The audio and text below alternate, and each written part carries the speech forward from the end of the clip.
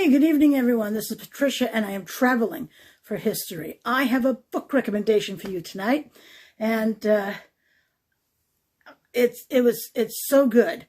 It was like reading fiction. You know, it was a page turner, absolutely. And I think if you like the genre of history, that you also will really like it. The title is The Pharmacist of Auschwitz: The Untold Story, written by Patricia Posner in 2017.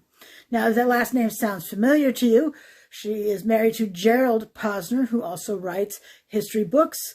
I've read some Nazi-related Holocaust material, and I found this book utterly fascinating, riveting, and I couldn't put it down. Now, granted, I do listen to it on Audible rather than read it, but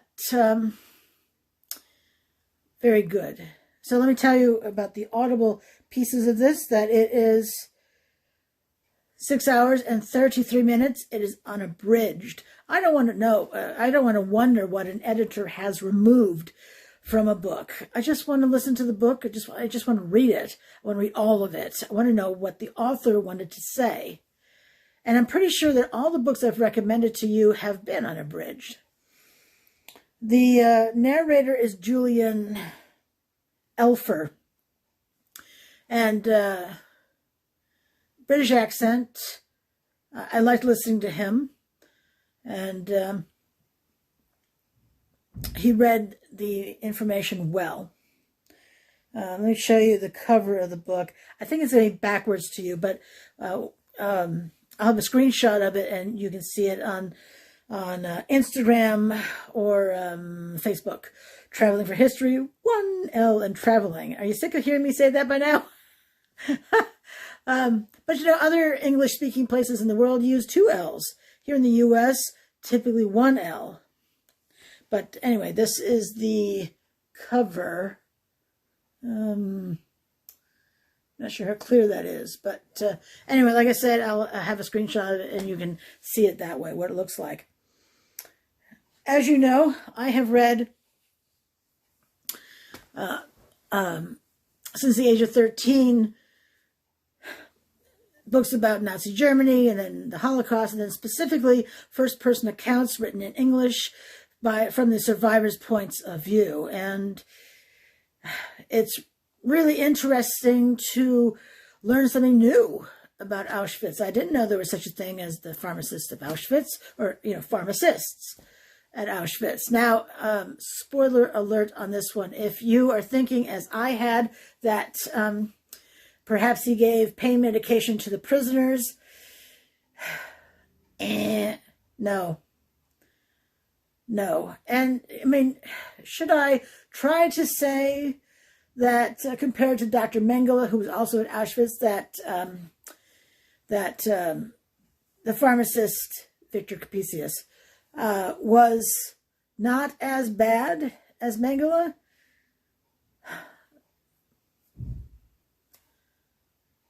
He was bad. I mean, he was just an awful human being. He was from Romania and joined the Nazi Party in 1943.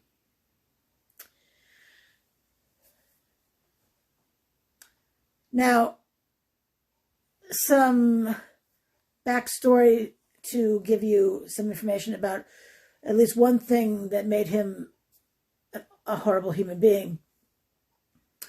And I'm not going to, my goal is not to overshare the book, because I want you to read it or listen to it. I want you to take it in, and gosh, can I say I enjoyed it? Is that an okay word to use? That I loved it? I will say it was abundantly interesting, fascinating, riveting, a page turner. It read like fiction. I love that. But, of course, it is about the pharmacist of Auschwitz. So, early on at Auschwitz, the cargo these boxcars would come in, and the SS guards were the ones who determined who would go to the left towards the showers or to the right, those who would survive. When Dr. Mengele arrived at Auschwitz, he decided that the medical staff should be the ones who determine left, right, left, right, left, left, left, left, left, right, right. So as these cars were coming in 24 hours a day, 7 days a week, 365 days a year, more of the medical staff had to do this. Now, the pharmacists fell under medical staff, and although Capesius did try to get out of it, weasel his way out and all that, ultimately he had to decide. Now, as these people were being forced to be on these trains, eventually people from Romania were being shipped to Auschwitz.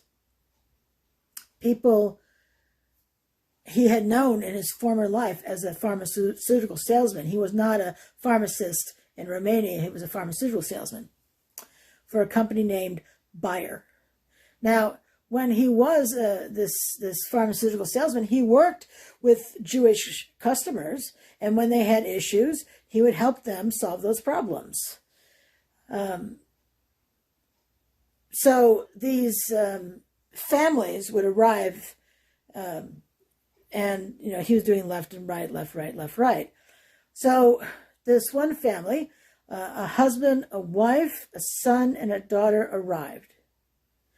The husband and son were pointed to the right, and the wife and the daughter were pointed to the left. The father went over to Capesius, who was standing there in his SS uniform, and the father was surprised, first of all, to see him there, and then doubly surprised to see him in this SS garb. So he asked Capesius what he was doing there and where his wife and daughter were going. And Capesius just sort of brushed off the first question, but then said, oh, well, they're just going to the showers, they're going to wash up, and you'll see them later. But, the father and son never again saw the wife and the daughter ever again. And that's only one instance of the evil of that man. Now, the book actually dovetails between two stories. One of Victor Capesius, the pharmacist, and the other, the companies, these corporations that assisted the Nazis. The most successful of these companies was I.G. Farben. They provided the Nazis with Zyklon B. Zyklon B was a pesticide that was formulated in the 1920s. It was used to fumigate places. It killed insects and rats. So when I.G. Farben sent the canisters of Zyklon B to Auschwitz, anyway, this product arrived in trucks that had the Red Cross symbol on the sides. Red Cross symbol, I mean, that's a cross, it's a plus sign.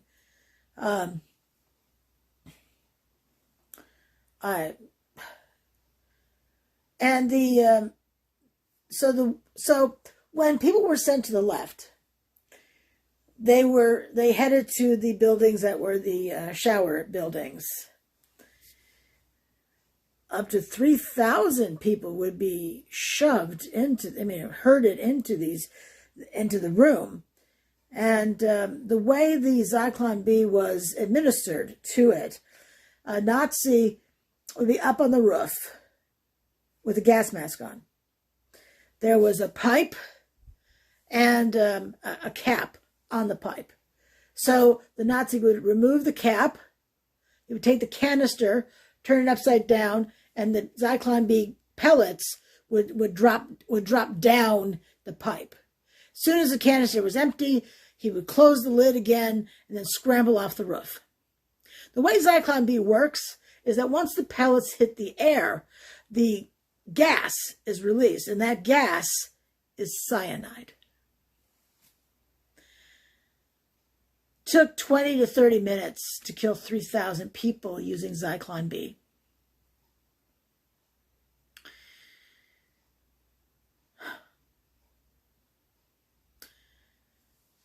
Now, once let's say 30 minutes elapsed, they would wait a little longer to make sure the gas had dissipated, and then a group of prisoners was sent in to carry the bodies to the crematorium.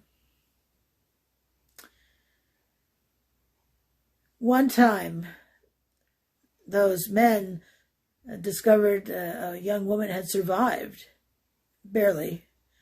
They brought her out and put her in a bed, and they asked the Nazis to let her live. Now, the Nazis were concerned that if she were allowed to live, that she would talk about her experience, and people would become fearful. And if people are fearful, they're not listening to orders, are they now? So instead, they killed her. They shot her in the back of her head.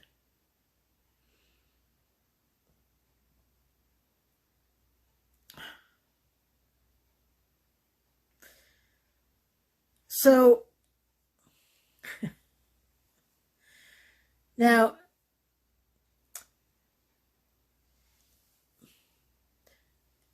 World War II ended in 1945.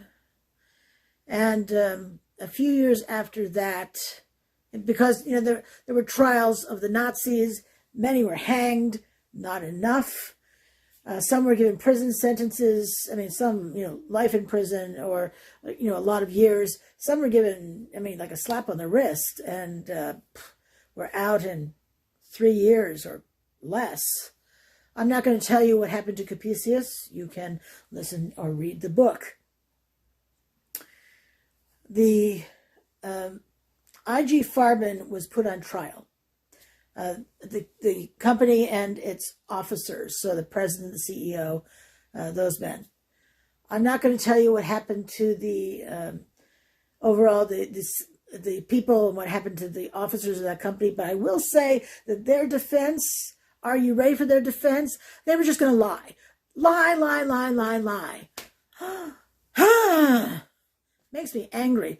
I don't know about you, but I really would like to reach back into history and take matters into my own hands. I don't know if you feel that way about these particular, I hesitate to call them people, really.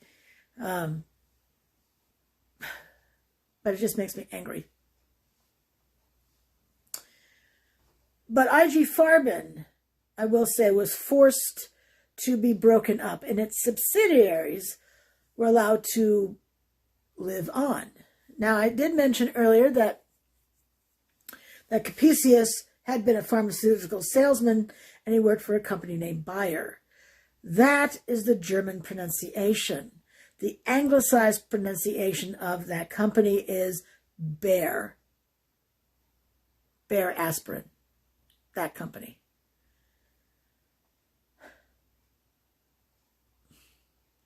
A variety of companies we've heard of, that one in particular certainly, were subsidiaries of IG Farben. I find that very interesting. Anyway, the book was spectacular. Well written, interesting. The narrator on Audible, excellent. I highly recommend it if you like this period of history. I do have two friends, well, at least two friends, who may be interested in this period, but there's no way on earth they would ever read or listen to this material, and I get it. If this is not your thing, don't read it. But I will say, if it is, you will be glad you learned something new about Auschwitz, and you may be as outraged as I with some of the things, disgusted with some of the things, and be fascinated. So, this is Patricia, and I am traveling for history. I would love for you to subscribe to my channel on YouTube. Follow me on social media. I'm everywhere you are. TikTok, Instagram, Twitter, Facebook. Oh my, I'm all over the place. I am traveling for history with one L, and traveling everywhere except Twitter, where I am traveling for HI1. Traveling for High 1. That was Twitter's suggestion. Apparently traveling for history was a bit too long for Twitter. So anyway, thanks so much for watching. I really appreciate it. And until I see you again, have a fabulous night. And until I see you again, well, I'll see you soon. Appreciate you watching my video this evening. Or whenever. So, see you later. Bye.